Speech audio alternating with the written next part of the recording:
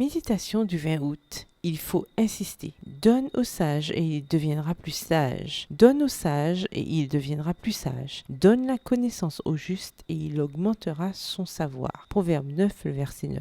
Werner von Braun est né à Wierzitz en 1912 au sein d'une famille noble de Prusse orientale, région allemande à l'époque, mais qui aujourd'hui fait partie de la Pologne. Dès tout petit, il a manifesté un grand intérêt pour la science et la physique. Il a fait des études d'ingénieur à Berlin. Grâce au soutien de l'Allemagne de l'époque à la recherche scientifique pour trouver de nouvelles armes, il s'est spécialisé dans les fusées. À partir de 1937, il a été directeur technique du centre de production d'armes secrètes de Peenemünde, berceau des premiers missiles de l'histoire, les V2. Après la Seconde Guerre mondiale, les Alliés ont invité beaucoup de scientifiques allemands à partager leurs connaissances avec eux. Werner von Braun s'est livré à l'armée américaine avec tous les secrets scientifiques qu'il possédait. Le gouvernement des États-Unis l'a emmené dans un centre de recherche militaire pour qu'il conduise des missiles.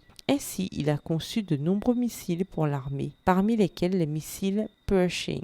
En 1848, il a présenté un projet de fusée habitée pour aller sur la Lune, mais ses supérieurs, par manque de compréhension, l'ont rejeté. Le scientifique a cependant continué à insister, même si on ne faisait pas cas de ses propositions. Quand l'Union soviétique a lancé le premier satellite artificiel en 1957, le président Eisenhower a compris qu'ils avaient commis une erreur en ignorant les requêtes de von Braun.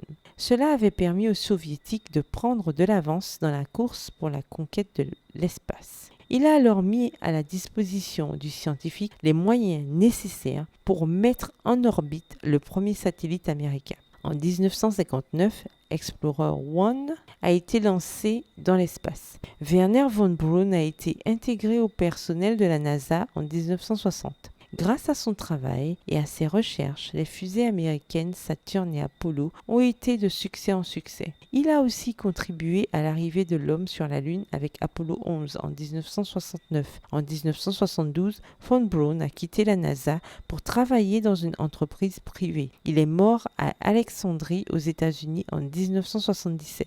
Un bon projet mérite de l'attention et de l'investissement. Quand tu verras quelqu'un qui a du talent, accorde-lui ton attention, apporte-lui ton soutien. Encourage-le à persister jusqu'à ce qu'il atteigne son but. Rappelle-lui que, parfois, il faut juste insister et ne pas abandonner face au refus constant. Prie aujourd'hui le Seigneur pour qu'il t'aide à persévérer dans tes projets. Bonne journée et que l'Éternel te bénisse.